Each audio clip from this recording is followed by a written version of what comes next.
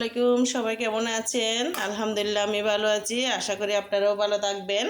আমি আজকে এর অল্প আলু দিয়ে মুরগি রান্না আর কচু শাক রান্না করব। ভাবছি আপনাদের সাথে একটু শেয়ার করে নিই। রান্নাটা একটু আপনাদের সাথে শেয়ার করলে ভালো লাগবে। এই যে আমি প্রথমে কচু শাকটাকে একটু দাগ করে নিলাম। একটু রসুনটা একটু আমি করে নিয়েছি, দাগ ধরে নিয়েছি। মানে একটু লালচে বর্ণ হয়ে উঠলে আমি এই পেঁয়াজটা দিয়ে দিব, কাঁচামরিচটা দিয়ে দিব জাল বের হওয়ার জন্য। এই যে এদিকে আমি কিছু এই মুরগির জন্য মশলা বসাই দিছি। এখানে পেঁয়াজ, রসুন বাটা, আদা বাটা সব দিয়ে দিছি। এবার এখানে একটু মরিচ বাটাটা দিব, তারপর মরিচের গুঁড়া দিয়ে দিব, হলুদের গুঁড়া দিয়ে দিব। এরপরে আমি ধনিয়া গুঁড়াটা দিব, দিয়ে একটু মিক্স করে নিব। এগুলা দিন যায় দিন আসে, কিন্তু যেটা জলে যায় সেটা আসে না। আমরা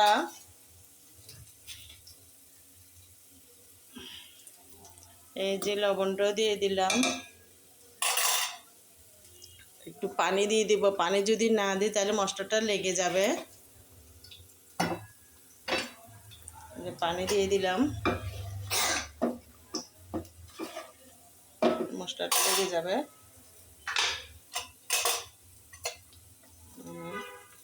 আমি এখানের সাথে কোনো কিছু গরম মশলা কোনো কিছু অ্যাড করি নাই। এখন একটু আমি গরম মশলা গুঁড়া দিব, কারণ আমার এখানে তেজপাতা, এলাচি, দারচিনি, সম্পূর্ণ জিরা সব কিছু মিক্স করা। এখানে আমার মশলাটা আমার বাসায় করা, বাসায় আমি নিজে করছি। এটা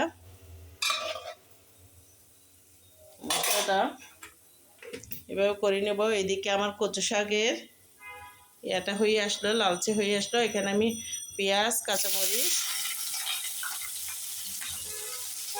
এগুলো দিয়ে দিব। পেঁয়াজ, কাঁচামরিচ এটা এই যে কচু শাকের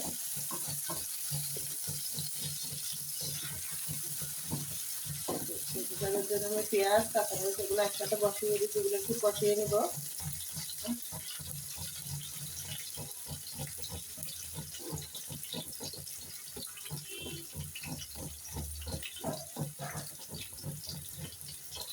ভালো করে যদি একটু লালচে কষানো হয়ে যায় আমি কচু শাকটা দিয়ে দিব।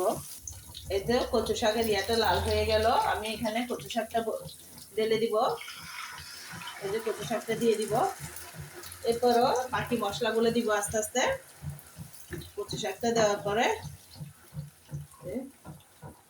এখানে একটু আমি সামান্য করে একটু হলুদের গুঁড়া দিব,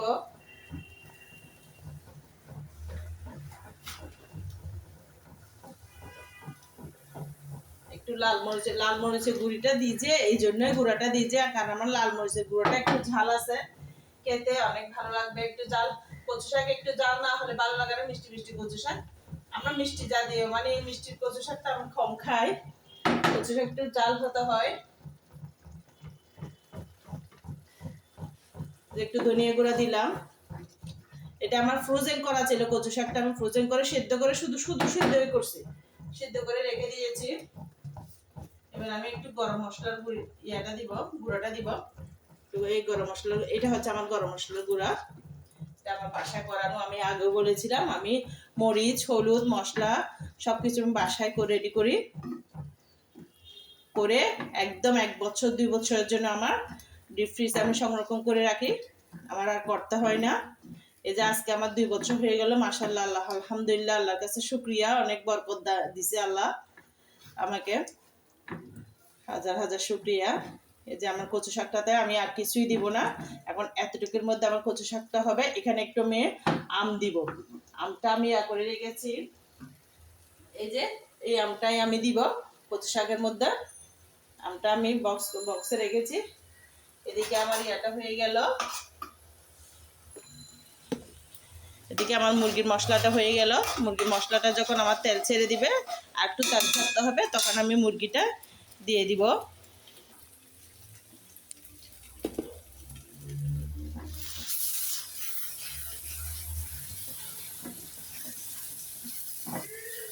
বেবি আকাশ চেয়ার, আকাশ চেয়ার, আকাশ চেয়ার।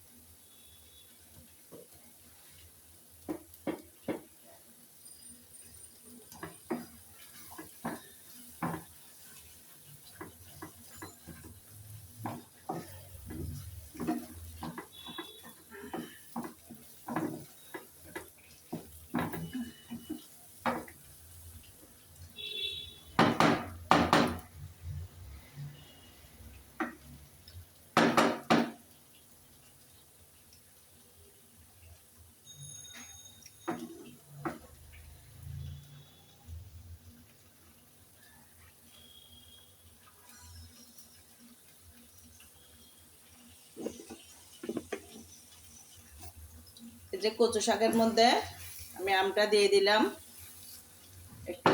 আমটা আমি কিভাবে রেখেছি আপনাদেরকে তো দেখিয়েছি। এই যে আম, একটু আম দিয়ে দিব। আম দিলে আপনার ভাইয়া পছন্দ করে একটু টক হলে, আবার বেশি টক হলে আমার কোনো কিছু খেতে ইচ্ছে করে না, যে বেশি দিতে পারবো না। একটু আম দিয়েছি, একটা আমের বড়ও দিয়েছি, কারণ এটা ওখান থেকে আমার খেতে ভালো লাগবে, ওই জন্য আমার জন্য দিয়েছি ওটা।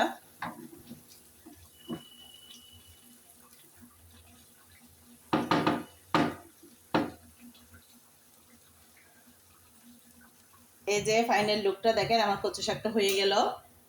এই যে মাশাল্লাহ, এটা 10 মিনিটও লাগে না আপনার রান্না করতে। এটা যদি ফ্রোজেন করে কচু শাক এভাবে রাখেন, আপনার মনে করেন বাসায় আজকে কোনো সবজি নাই, কিছু একটা রান্না করতে হবে, তাহলে আপনি ওই কচু শাকটা, ওই ফ্রোজেন কচু শাকটা বের করে আপনি এভাবে মশলা, একটু মশলা টশলা দিয়ে রান্না করে ফেলবেন, চটপট খেয়ে ফেলতে পারবেন কচু শাকটা। এই যে পরোটা দিয়ে খাওয়ার জন্য আমি কিছু ফাইনাল ইয়া করে রেখেছি, পরোটার খামি করে রেখেছি, পরোটা বানাবো। ওইদিকে আমার মুরগি রান্নাটা হচ্ছে। এই যে এদিকে আমি পরোটাটা বানিয়ে বিকেলের নাস্তা খাবে। এই তো বিকেলের নাস্তার জন্য মুরগির পাতলা ঝোল আর পরোটা। এই যে আমার পরোটাগুলা, এই যে পরোটাগুলা, পরোটা দিয়ে মুরগির ঝোল খাবে, লাল লাল পরোটা ভেজে নিয়েছি। ফাইনালি আমার হয়ে গেল লাল লাল পরোটা। এই যে মুরগি রান্না, বিকেলের নাস্তা, সাথে গরম চা। এই যে একটা প্রবাদ বাক্য মনে পড়ে গেল, আসেন বন্ধু বসেন ভাই, খাওয়ার সময় কথা নাই। আল্লাহ হাফেজ।